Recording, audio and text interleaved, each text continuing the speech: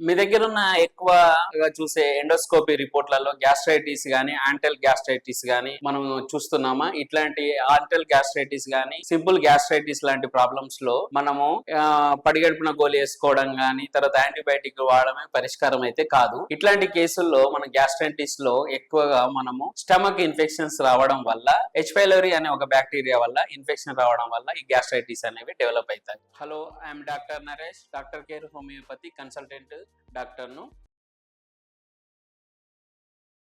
కాబట్టి ఇట్లాంటి కేసుల్లో మనకు తరచుగా పేషెంట్ కంప్లైంట్ చేసేది ఏమైనా ఉంటదంటే ఎక్కువ కడుపులో మంట రావడము, కడుపులో పెయిన్ రావడము, తిన్న తర్వాతనే బ్లోటింగ్ రావడము, కడుపు ఉబ్బడము, పుల్లటి తేన్పులు రావడము, తర్వాత వామిటింగ్ రావడము, దీని ద్వారా హెడేక్ రావడము, ఇట్లాంటి గ్యాస్ట్రైటిస్ లో సాధారణంగా ఈ లక్షణాలు మనం చూస్తుంటాం. ఈ గ్యాస్ట్రైటిస్ లో మనము ఎక్కువ యాంటీబయాటిక్లు వాడకుండా తర్వాత ఎక్కువ మనం పడిగడుపున గోలి కానీ యాంటీ యాసిడ్స్ వాడడం అనేవి మనము చూసుకోకుండా హోమియోపతిలో కంపల్సరీ మనం ఎలాంటి సైడ్ ఎఫెక్ట్స్ లేకుండా ఇట్లాంటి గ్యాస్ట్రైటిస్ ప్రాబ్లమ్ ను తగిన జాగ్రత్తలు, అంటే దీంట్లో ఫుడ్ కూడా మనకు మెయిన్ రోల్ ఉంటుంది కాబట్టి గ్యాస్ట్రైటిస్ కేసులో ఈ ఫుడ్ కూడా మనము తగిన జాగ్రత్తలు తీసుకుంటూ తగిన ఫుడ్ తీసుకుంటూ మనం ఈ గ్యాస్ట్రైటిస్ ప్రాబ్లమ్ రాకుండా చేసుకోవచ్చు. ఒకవేళ మనం గ్యాస్ట్రైటిస్ ని కనుక ట్రీట్ చేయకపోతే ఇది అల్సర్ లాగా ఫామ్ అయ్యే ఛాన్సెస్ ఉంటది. అల్సరేటివ్ కోలైటిస్ లాగా, మళ్ళీ తర్వాత దీని ద్వారా కంటిన్యూగా పేషెంట్ డైరియా డెవలప్ అవడం, డైరియా ద్వారా తర్వాత కంటిన్యూగా మోషన్ వెళ్ళడం అనేది జరుగుతుంటది. మోషన్ లో కూడా బ్లడ్ పడడం లాంటివి జరుగుతుంటాయి అనమాట.